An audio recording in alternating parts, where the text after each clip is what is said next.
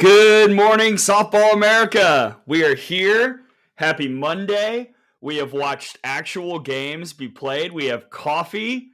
At least that's what I'm drinking. Tara, she likes various morning hot beverages in her mugs. Tea, Great Britain Coffee, national team, coffee, hot tea. water, anything. But we're excited to be here because we've got softball to talk about here on Good Morning Softball America. I'm Gray Robertson. That is the wonderful, delightful Tara Henry next to me on the screen and somewhere in this great country that we'll talk about later on in the show. Tara, good to see you. How are you? Good morning, Gray. Sorry we're late, everybody. I'm having some audio issues, but we're here and we couldn't be more excited to talk about, opening weekend. What an exciting time to be a softball fan. I, Man, I think it's glorious and so happy that you all are joining us. Let us know where you're at and let us know where you're joining from. Good morning, Nick, Tarina, Nicholas. Good to see you. yeah, here's Nick Tarina. Hello. We've got a lot of messages coming in. Hi to everybody. Please, again, let us know where you're watching. We're going to get to some questions from all of you out there in just a little bit. But Tara, we have to start by reminding everybody to do what? Subscribe, subscribe, subscribe. Like, subscribe, comment, leave reviews on audio pods. Let us know what you're thinking of the shows and what you want to see more of as the season goes on. But Tara, mainly subscribe, subscribe, subscribe to all the SA content coming out each and every week. Absolutely. Subscribe to the YouTube channel. If you're on X, head on over to YouTube and support us over on there. And make sure that you head on over to the site and check out all the amazing content from the weekend. And we've got a pretty cool little staff lineup, Gray. And I know we're going to announce that here in the next day or two. But I'm excited about this season and our coverage and just back happy watching softball at the fields. It was really nice. It was really nice to be back. I mean, we were in the middle of a 1-1 tie with Washington in the third inning of the opener for Alabama, and I looked at Tom and I was like, I'm so happy. Like, Washington had two people on base with one out, and I was like, this is so exciting to me. I love that softball's back. And that feeling reverberated, I think, around the entire country, Tara, as we get into the first pitch. Lots of craziness all around the entire softball landscape. We could start a lot of places. I think we should start with the NFCA Leadoff Classic down in Clearwater, kind of the Clearwater precursor that maybe had a better field than what we're going to see this upcoming weekend, and certainly had some impressive games. Absolutely. And our very own Sydney Supley was there covering the Clearwater tournament. And what an exciting tournament it was. Like you said, Gray, what a lineup, including both Jordy Ball and Nigeri Kennedy. I know we're going to chat about those two, but I put a post up earlier saying that Jordy Ball is a generational talent. Well, Nigeri is right there with her. I think the pair of them for those two to do what they did on opening weekend, for softball to be on MLB Network, for the NFCA to partner with MLB and really showcase our sport on the largest baseball network that we have. I think that was pretty special, Gray. And I know we're going to get into what happened down there, but what were your biggest takeaways from the NFCA? My biggest takeaway was there's no rhyme or reason to anything I'm watching at all. I think a perfect encapsulation is Missouri. Great comeback win against Duke. They put up a 9 spot in the 6th inning to get that victory, and then they get walked off by a Notre Dame team that hadn't won a game and had to walk off, frankly, with a little bit of luck, an Iowa team that had struggled all weekend. That was just kind of par for the course in the NFCA Leadoff Classic. And it made it interesting. It made it very hard to rank those teams, which we'll do a little bit of a top 25 Q&A later. But it just seemed like each and every game was so different, and there really wasn't any pattern that reverberated. I mean, shoot, Kentucky, the team that I picked last in my SEC preseason poll, was the NFCA Leadoff Classic champion because of run differential and a 4-1 record. So it was hard to track, honestly, because it seemed like every hour there was a result popping up like, well, that doesn't follow what I've seen so far. So there was a lot of learning going on in opening weekend, which frankly is kind of what opening weekend is for. Absolutely. And I want to remind everybody, the fans, players, coaches included, that it is opening weekend. And so if your favorite team or player didn't have the greatest weekend, I'd rather that happen now than it happened down in end of May and June. So again, to those fan bases that are watching, this is when you've got to work things out. Pitchers are going to stay in longer. You're going to see interesting pitching matchups. It might not be the marquee matchups that we want, but again, it is really, really early in the season. And Gray, my biggest takeaway is the parity in just week one. When you take a look at the top 25, I know Brady has highlighted how many were undefeated on the weekend, but it was just parity across the board. And I think that's exciting to see. And I think that's what softball fans want to see.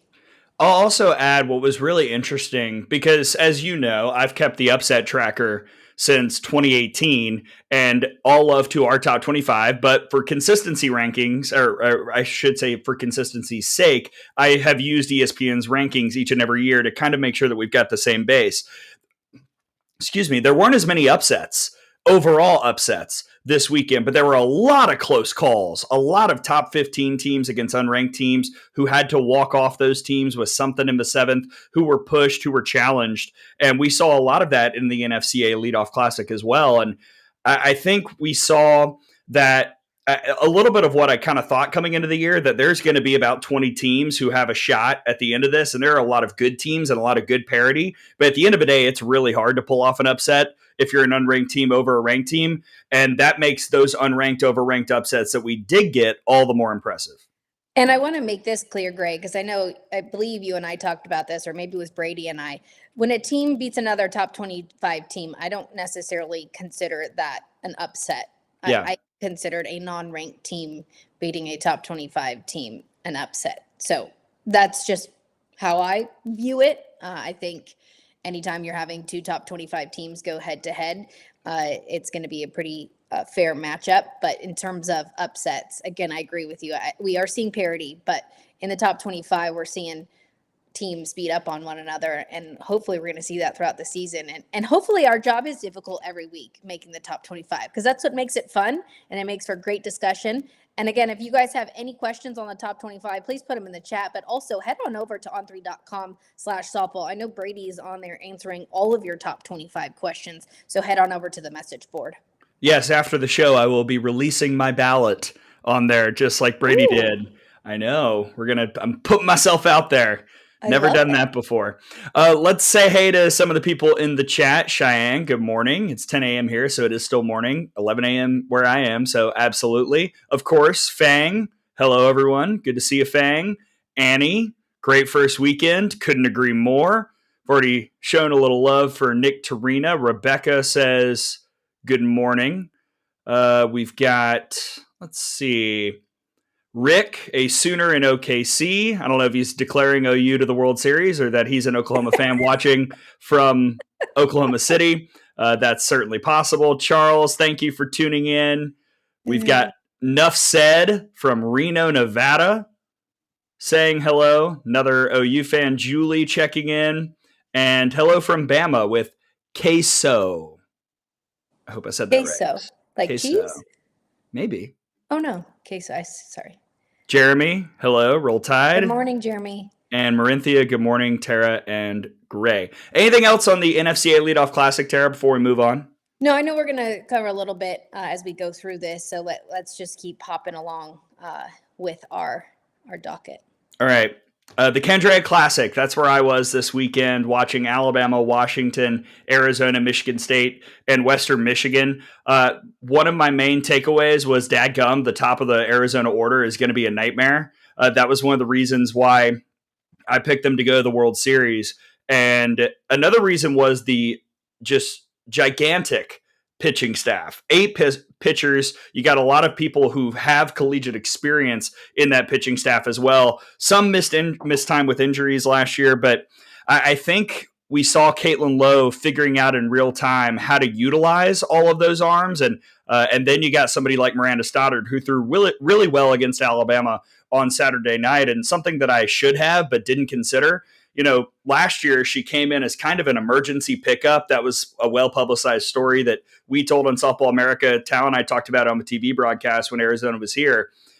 She's now had an offseason to get stronger, to get back in shape, to add some more tools, to kind of get firing on all cylinders. And she looked the part on Saturday night. Looked like she added a little bit of velocity, a little bit tighter spin. I was pretty impressed. And so when you've got somebody like Stoddard, when you've got a Ryan Maddox who's still trying to get back, when you've got so many possibilities and an offense that's going to put up a number every time you play, Arizona is very, very dangerous. I agree with you, Gray. And when Christian Conrad coming over there, the pitching coach in his second season there at Arizona, it's a good staff to have, especially heading down into the chunk in the middle of the season.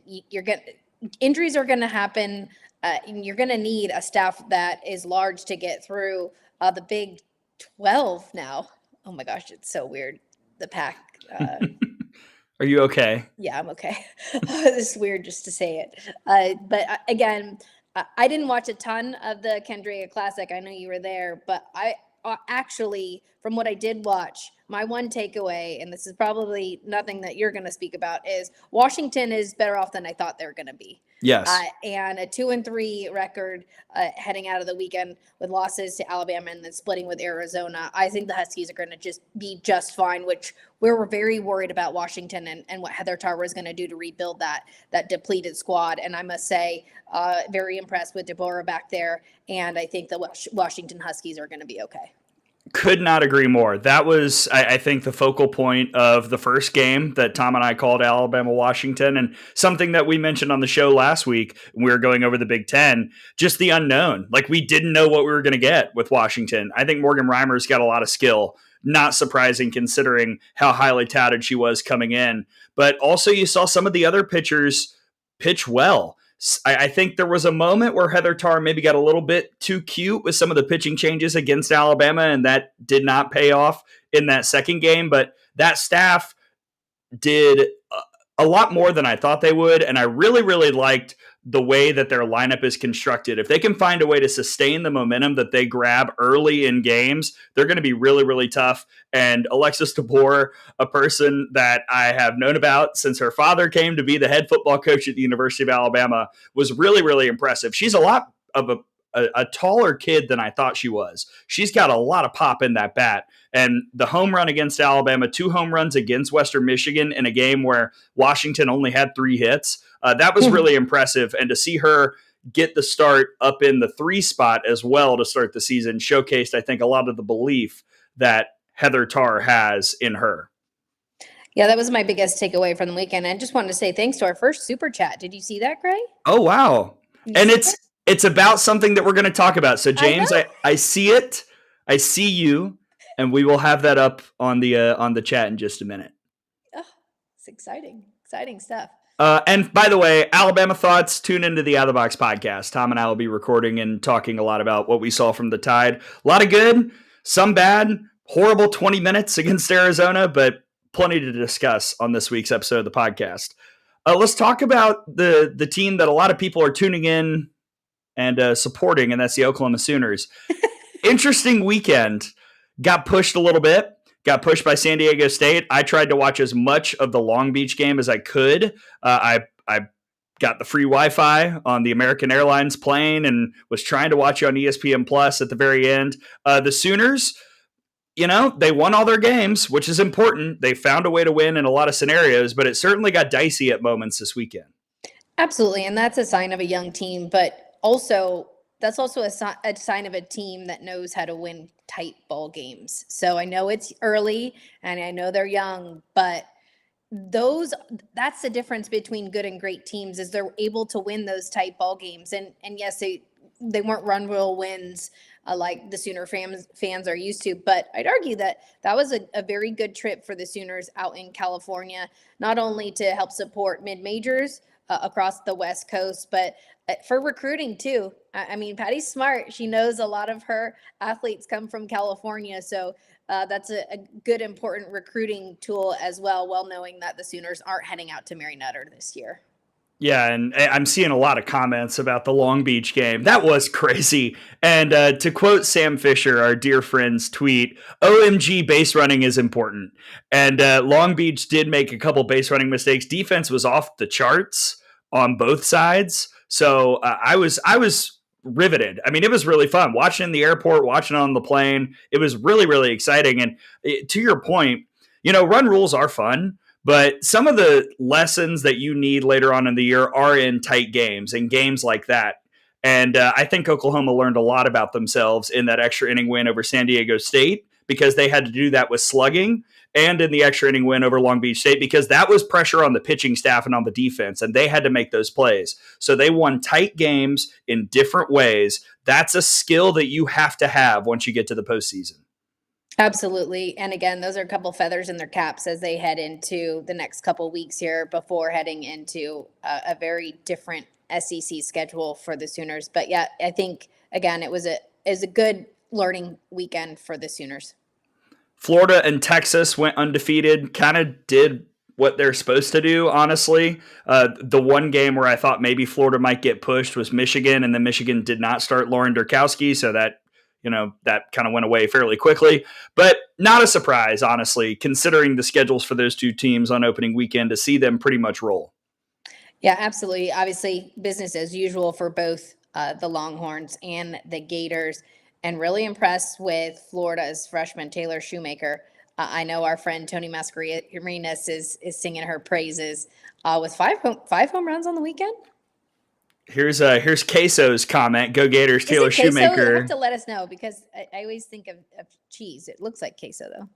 Look, I'm trying to do it. Look at me with my Spanish coming back from Puerto Vallarta, which we'll get to in a minute. Yeah. And look, Taylor Shoemaker, she got a mention on the roundtable for a freshman to watch for a reason. Like, there has been a lot of hype there, and it was awesome to see that kind of come to fruition.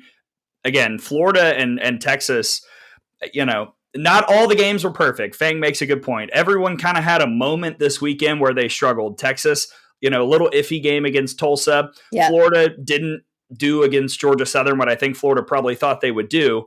But they won other games, and they looked fairly efficient offensively and in the circle. K-sauce. K-sauce. Sorry. K-sauce. The X threw me.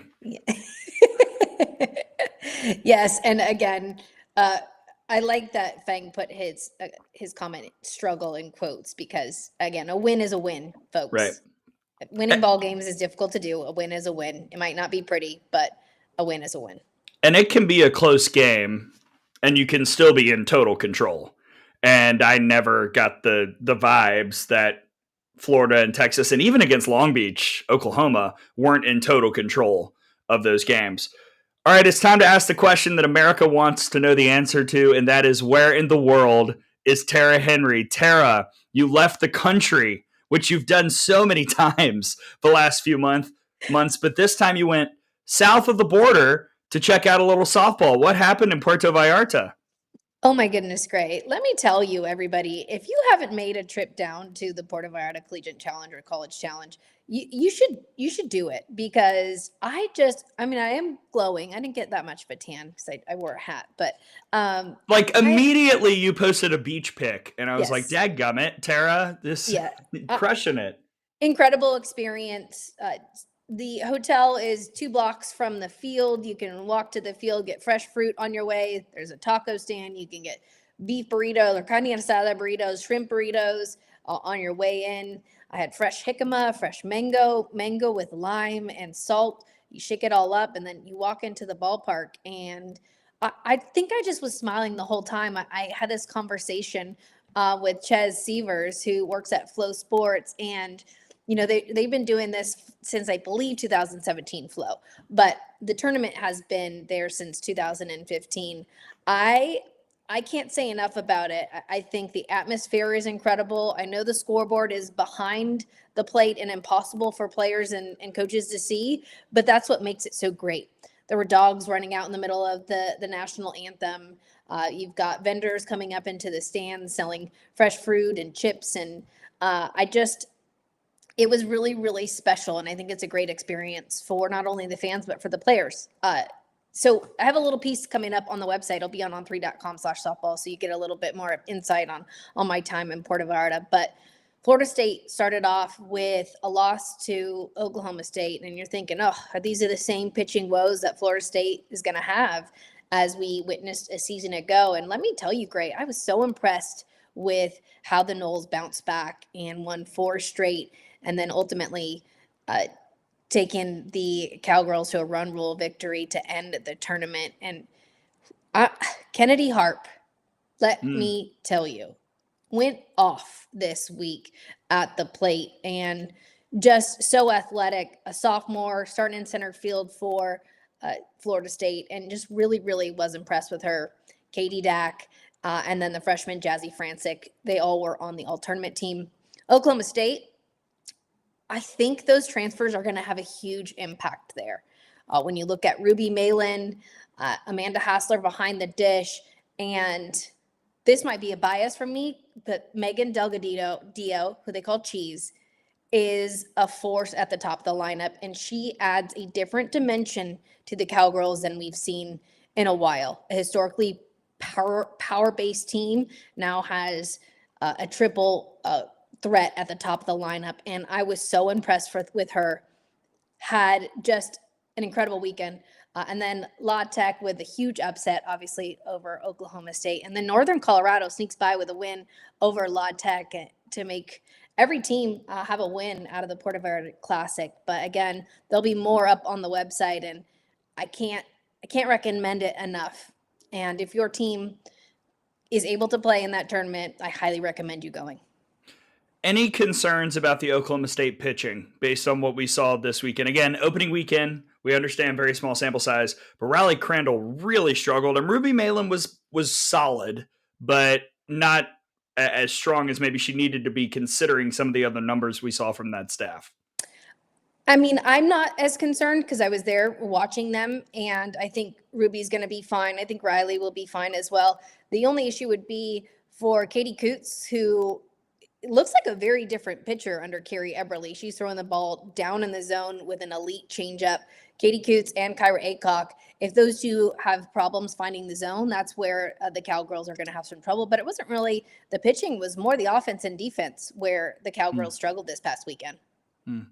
Gotcha. Yeah, I got to say, again, we mentioned earlier, it's hard for these unranked, overranked teams to pull off the upset. A lot of them got real close, but Louisiana Tech doing what they did against Oklahoma State, 6-1, kind of taking it to the Cowgirls. That might have been one of the most impressive victories I saw this weekend in terms of an unranked, overranked game. Absolutely. Allie Floyd, masterful in the circle for the Bulldogs, and they really took advantage of miscues on the Cowgirls defense, and she did a nice job mixing the ball up in the zone, off speed, and really keeping Florida State hitters or Oklahoma State hitters at bay. And again, a huge win for Josh Taylor and that squad. And, I think a little bit of a letdown dropping the game to Northern Colorado as they were heading home, but huge upset win and will help them in terms of their RPI heading into the tournament. All right, I'm going to make the call now for the chat. Send in your top 25 questions because the new poll is out. And while all of you do that, I want to pop up Fang's comment and ask you about Annabelle Widra. Exceeding Fang's expectations, maybe not the solution at second base, but pitching-wise, she looked really good this weekend. I watched a little bit of her in the circle. I've seen her in the past when she was at Auburn, and it certainly seems like she's added a few elements to her game this year. I spoke to Coach Lonnie Alameda after the win, and she said she saw something in Widra when they played Auburn in the fall for a fall ball game. She saw this competitor come out, and I agree with you, Gray. I think she did a really nice job working both sides of the plate, really getting in on their hands and making it very, very difficult for them to get any sort of extension. And again, I think Widra was a pleasant surprise, one who came in and really competed, and just her presence on the mound, I think Florida State really thrived and really was playing well behind her and could feel her energy in the circle. Okay, let's get to the top 25 and see what we popped out. Our group of voters, we all got together. We submitted our ballots. The math was crushed and cranked and put together, and now we've got a new ballot. You can check it out on the Softball America social media page on the website as well. The top 10 looks like this. Florida 1, Texas 2, Oklahoma 3, UCLA 4, Texas A&M 5, Tennessee 6, Florida State 7, Texas Tech 8, Oklahoma State 9, LSU 10. So Here come the questions. Please submit a few. Also, we would like to refer you to the Dugout forum where Brady's also answering a lot of questions. He's going to get into, I think, much more varied detail than we'll be able to here on this show today. Let's see where we want to start. Let's start with Annie. And we got some questions about Mississippi State as well on social media. What about Mississippi State getting wins over Nebraska and Texas Tech? Mississippi State making their first appearance in our poll this year at number 21. How do you feel about the Bulldogs, and what went into your decision, Tara, to put them where you did on your ballot? Obviously, big wins for the Bulldogs. What a weekend! I mean, the run rule loss was probably an issue for some of the voters, but a run rule loss to Duke is not, could be worse, right? I think big statement opening weekend for the Bulldogs. I'm a little bit concerned with Raylan's innings, throwing 22 innings on opening weekend. So hopefully she'll get some rest here, and that's going to be okay for that arm. But huge statement by Samantha Ricketts and her squad. And wow, 4-0 for the Bulldogs, and really impressive win for Chafin. Yeah, Raylan Chafin was excellent. Outdueling Nyjah is, I mean, that's a giant feather in the cap. You're exactly right about the innings, though. And Mississippi State's going to need more from Josie Marin. When looking at the Duke run rule, that was such an interesting game to evaluate because it was right after that super emotional extra inning win over Texas Tech. So I gave Mississippi State a little bit of grace in there. I think I had Mississippi State up at 18 or 19 in my ballot, and losses are losses, sure, but I kind of understood a little bit of a letdown there. So I think Mississippi State far exceeded my expectations on opening weekend. I frankly wasn't sure what we were going to get from the Bulldogs this year, and they looked the part. They looked like a team that can make some noise in the SEC this year. I agree. Just looking at all of the SEC teams and what happened this past weekend, it's going to be a rough week in and week out. It doesn't matter who you're playing. And again, I know that there's some comments about the SEC, but really talented squads this year and really talented teams that have some solid pitching and some great offenses and pretty good defenses. We got a question from Mark here about our number 22 team in the poll. That would be the Oregon Ducks. Again, moving into the top 25, ours, for the first time this year. Is Oregon as good as the scoreboard makes them look? They put up a lot of runs, Tara. They didn't play many teams that I would consider, pollable. We'll go with that. So I'm still kind of in wait-and-see mode to see how high we need to be on the Ducks. But considering all the movement from 20 to 25, there were a lot of teams who, when I watched them or got a couple scores in or went back to rewatch games, I was like, they're out. So there was space there for Oregon to slide in. And I think right now, based on what we know, 20 to 25 is about the right spot. Yeah, great. And I think, the weekend was Buffalo, UNLV, Southern Utah, and they're not really going to get tested until Mary Nutter. But when I spoke to Melissa Lombardi this past fall out recruiting, she was really, really excited about this squad. And there's something to say to that. And I want to see them get tested. They will play Arizona State next weekend, but real big tests with Cal, Tennessee, Utah, San Diego State, and Missouri when they play in the Mary Nutter. But again, any offense that scores that many runs, you kind of got to pay attention. Yeah, we're going to take 3 more, so please keep sending in your questions. Callan asks, one word, Auburn, ? Auburn was on my long list.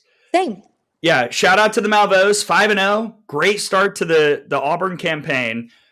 Not the greatest field down on the plains this weekend, and there was some drama against an App State team that was, I think, picked 11th in the preseason Sun Belt poll, and Southern Illinois, who was the preseason pick to win the Missouri Valley. But some of the concerns I have about Auburn weren't necessarily resolved opening weekend. I still have questions about the pitching, and the offense looked good, but I want to see how good the offense looks against better pitching, and we'll see that this weekend in Clearwater.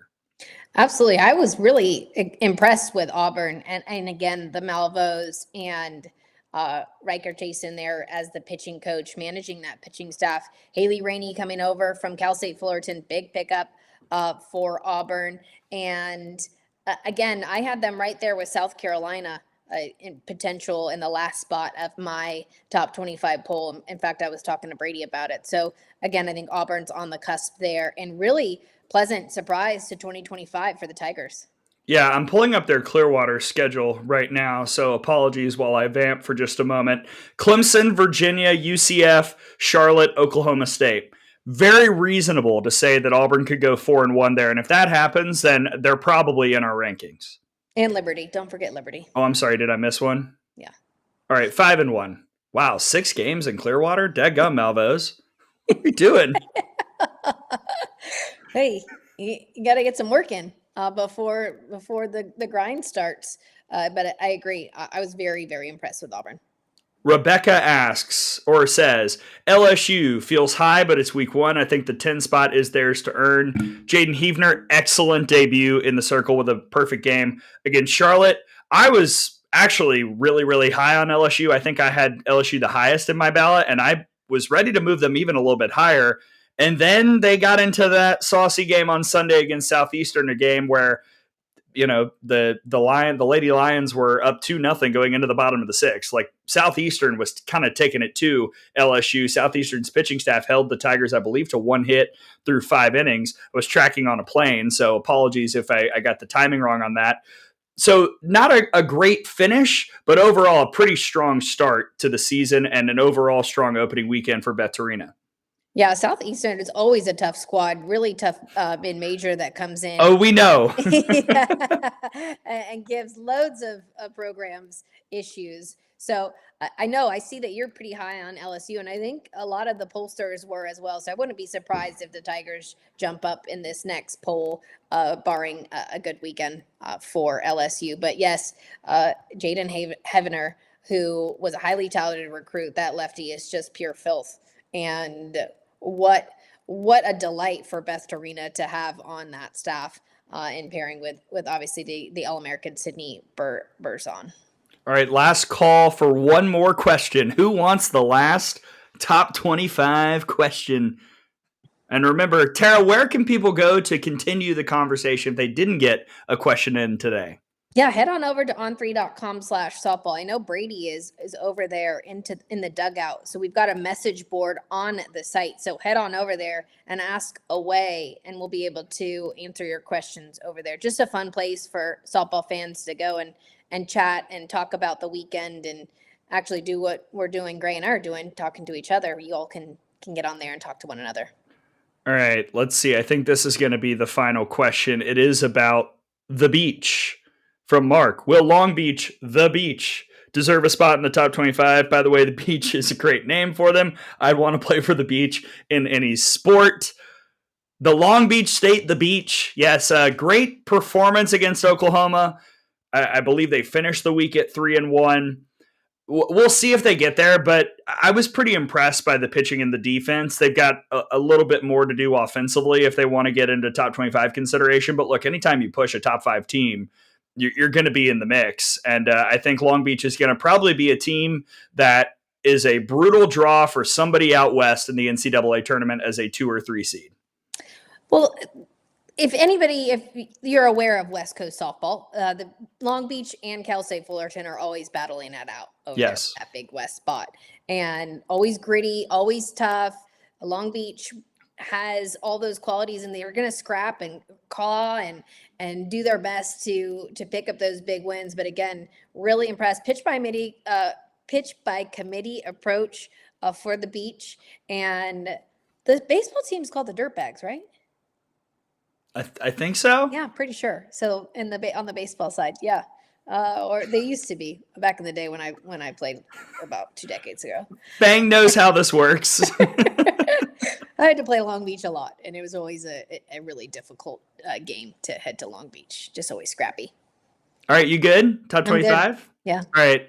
Yeah, thank you to everyone for sending in your questions, and thank you for all the social media reaction. We do, in fact, watch games, and it was a lot of fun to put together this poll this week, if not a little bit more difficult than I think I can remember after opening weekend last year, Tara. It was difficult, but again, I love that it was difficult. That means that we've got teams beating up on other teams all across the country, and it's not something that we know who's going to win every game. And I think that's what makes the sport so great is the game doesn't know who's supposed to win, and that makes our job, even though more difficult, much more fun. All right, one more time because James has asked in the chat, where can people go, Tara, to continue the top 25 discussion? Head on over to on3.com/softball, and there is a dugout section on the bulletin boards. I can actually give you there you go. Thanks, Fang. On3 message boards, and just head on over and click on Softball America if you have any issues. We can put it in the show notes as well. And James, we can send you a direct message too. I can get the link while Gray keeps chatting. Yeah, and while I play the music, because Tara, it's time. Waiting for the cue.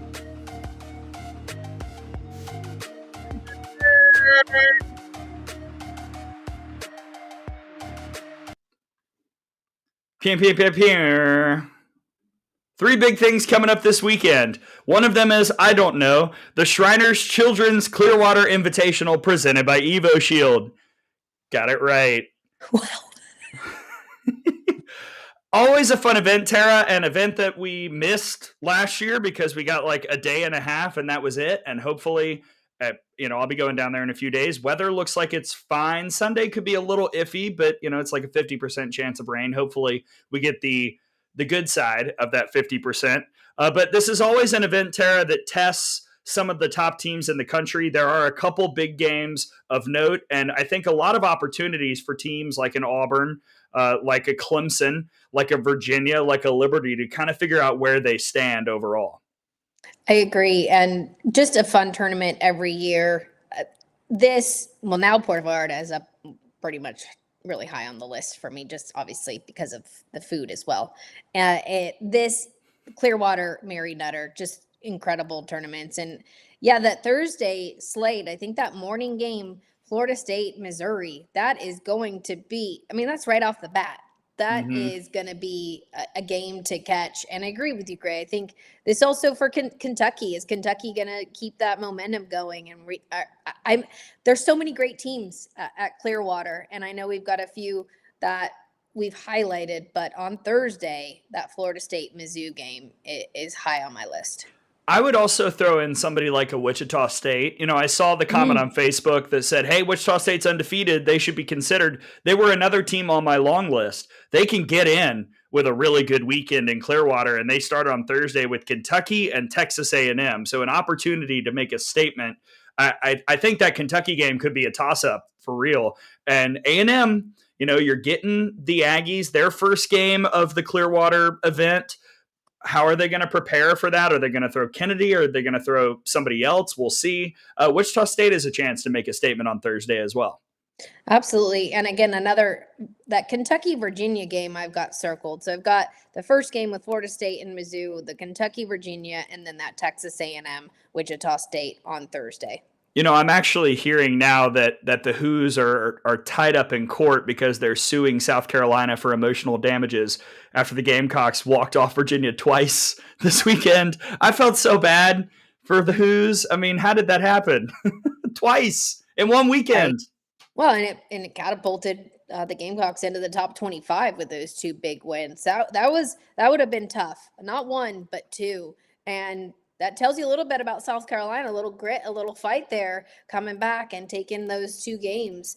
And I know, Gray, that those were tough when we were chatting about the Hoos dropping both of those to walk-offs. Friday, Tara, what's the game that sticks out to you when you look at the Clearwater Friday slate? All right, I wish we could put these up to everybody to take a look at. I think Ohio State, Florida State, Oklahoma State, UCLA, big game. I think Bama Liberty is going to be a fun one to watch.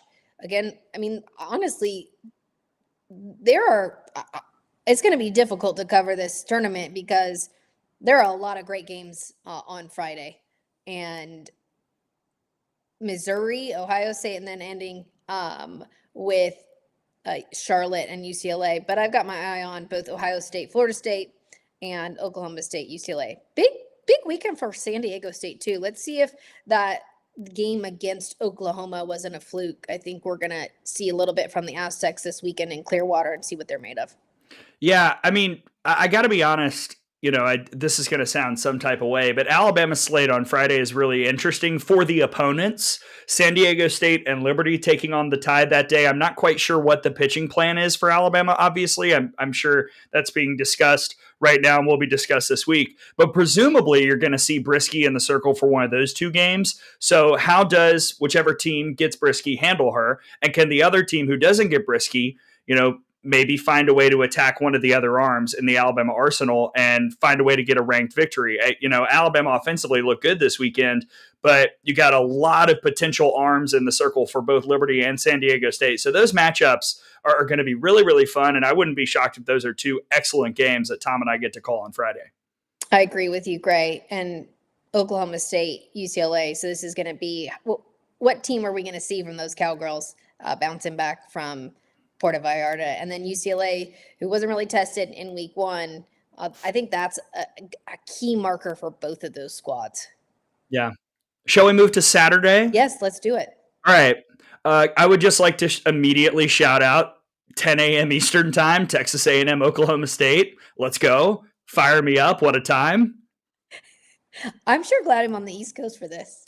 Because that'd be 7 a.m. wake up. Well, it'd be 6 a.m. wake up to just have a coffee and get ready to go. But yeah, that's right out the gate. That's going to be a fun one, Gray. I'm excited for that. Obviously, both teams can pitch and can hit, but we'll see how they both handle.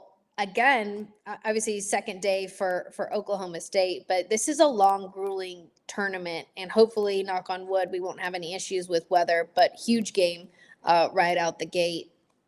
And then I'll throw in real quick just to add, doing that at 10 a.m. right after playing Kentucky the night before at 6 p.m. So a quick turnaround for Oklahoma State. That's never fun. Having the late game and then the early morning game, that's never fun. Especially as a coach, as a player, you're kind of achy and you've just done a lot. And we're not really used to playing 2 games a day for those that are playing 2 games right now. So just still getting into it. UCLA Alabama is also the other big game of the day, obviously. Oh, this is fun. UCLA Alabama. Oh, what's going to happen? We'll both be there, right? So we can, do a little. Both be there. Maybe we can do a live. We'll just go live from somewhere in Clearwater. You want to come join us on the radio scaffolding? Oh, yeah, absolutely. Come on. That was so fun. I went on Oklahoma State's radio. It was great. I had such a great time. I think radio is fantastic. I hope more people listen to radio as well. I do too. Listen to me and Tom Moore, please. As long as the radio station works. Shout out to our producers this weekend. Sunday, the final day, I'll just go ahead and take the lead here and shout out the primetime Alabama-Oklahoma State game. I mean, what a fun matchup that's going to be. We saw them in Clearwater back in 2020.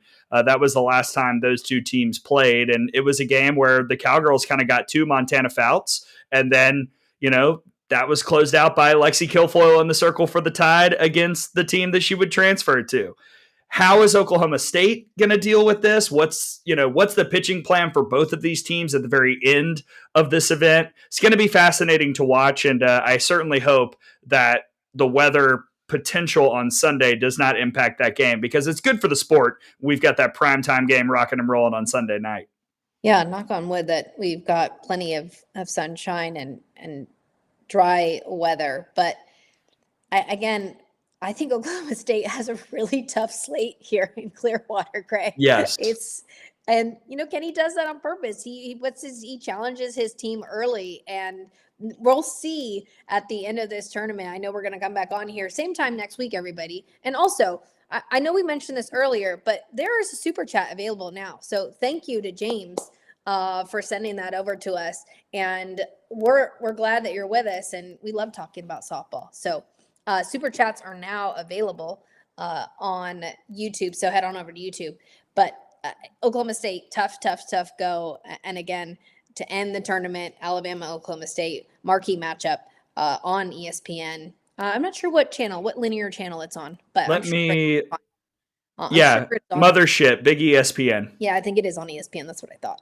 So a big one to close out the tournament, along with Florida State and UCF as well. All right, before we look at the rest of the weekend, who all do we have in Clearwater, Tara? Me, you, anybody else coming? Me and you. End of list? End of list, I think. All right, cool. So then we'll just hold down the fort and let the rest of the gang. I was like, are you giving me a surprise here? Well, no, Just giving me. I couldn't remember if Sydney was staying this weekend or not, but I'm sure she'll talk about that on Sydney's Spin coming out on the Softball America podcast coming up tomorrow night, Tuesday. If you see us there, just please say hi to us. Yes, unless I'm on the air, then wait between innings. If Gray's on the air, then you come say hello to me. Yes. We between games, between innings. And let's if go. I'm on the air with Gray, you can still say hi to me. Just not directly into the crowd mic, please. But you can talk to me.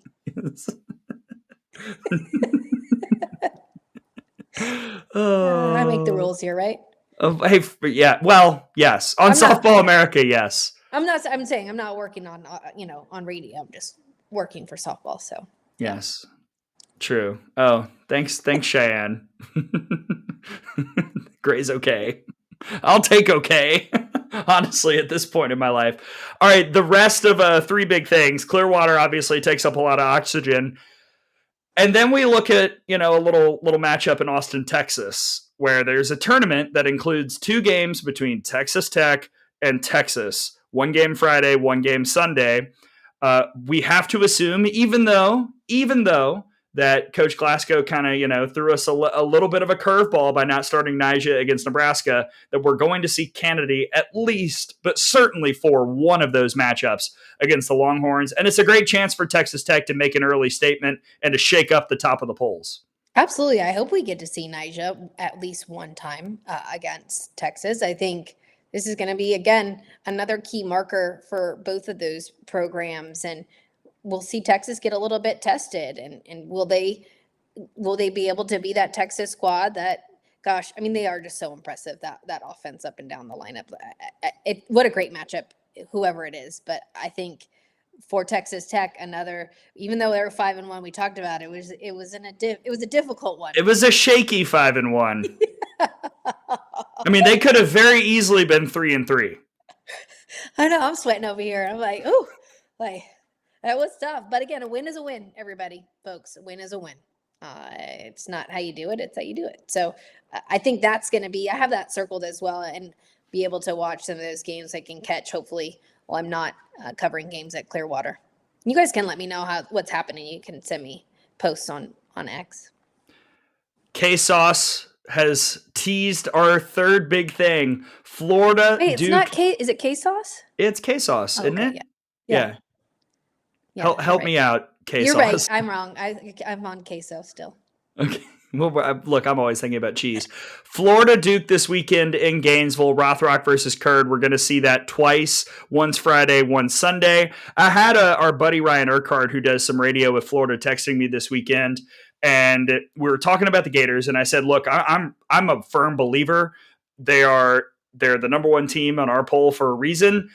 I want to see how they do against an elite arm, because I was frankly quite disappointed that we did not get to see Durkowski versus Florida, because I knew that would be a good test. So this will be kind of the first big time against an elite arm test for that Florida offense. And we'll see how it shakes out. We're going to learn a lot this weekend about some of our top teams. And it's also a chess match here in the beginning of the season. You also don't want to give too much data away. The more hitters see a pitcher, the more likely it is that they're going to succeed on a pitcher. So I can see why some of these programs aren't going to throw their ace, but also you got to see if you can do it with your ace in the circle as well. So getting a big top 25 win is important. I will like to see Florida against Cassidy Curd, and that's going to be fun to watch. Again, for the Blue Devils, who were a little bit shaky in week one as well, I think this is going to be a good test for them. I know we said three big things. Customary shout out to Oklahoma Baylor this weekend. That always gets juicy. A couple years ago when I was in Clearwater, that's when Baylor beat OU. Turns out that was the only loss that year for the Sooners. And then Virginia Tech at LSU, two pitching staffs with aces that certainly have the potential to shut down offenses, and Limley and Berzon facing off. That'll be fun. Yeah, what great softball this weekend. Let us know where you guys are going to be. I know the chat's still open, and we can see Michael's just joining us right now from –